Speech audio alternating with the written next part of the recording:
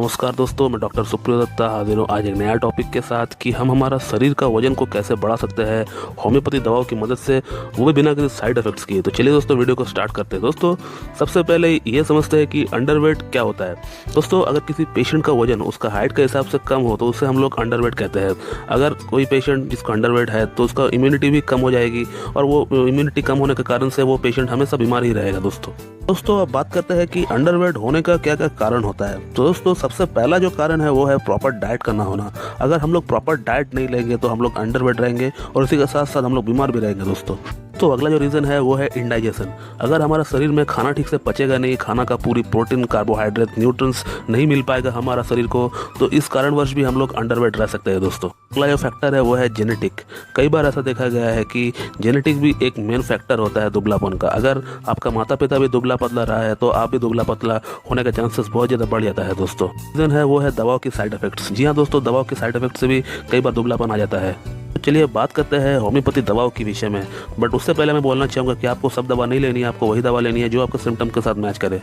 सबसे पहला और जो सबसे अच्छा होम्योपैथी दवा है वेट बढ़ाने के लिए वो है अल्फा अल्फा मदर टिंचर। दोस्तों, अगर आपको किसी भी तरह का कोई सिम्टम समझ में नहीं आ रहा है और आपको साथ ही साथ आपका दुबलापन का कोई भी रीजन क्यों ना हो, दोस्तों आपको अल्फा अल्फा मदर टिंचर जो दवा है आपको ये लेना ही होगा।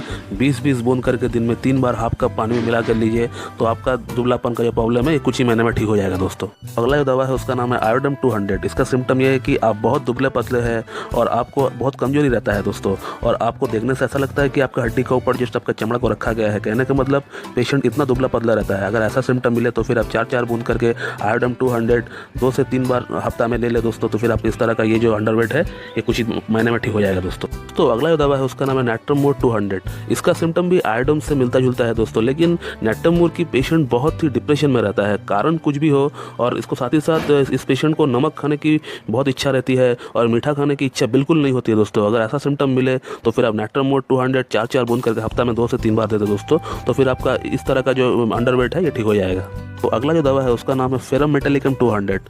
अगर आप दिन पर दिन दुबले पतले होते जा रहे हो और अगर आपको दुबलेपन का कारण पता नहीं चल रहा है तो फिर आप एक बार अपना हीमोग्लोबिन का टेस्ट जरूर करवा लीजिए दोस्तों, क्योंकि हीमोग्लोबिन का कमी का कारण से भी ऐसा होता है, कई बार देखा गया है। और अगर आपका रिपोर्ट में अगर एनीमिया अगर निकले तो फिर आप फेरम मेटालिकम 200 4-4 बूंद करके हफ्ता में 2 से 3 बार ले ले तो फिर आपका इस तरह का ये जो अंडरवेट हो रहा है दोस्तों ये ठीक हो जाएगा।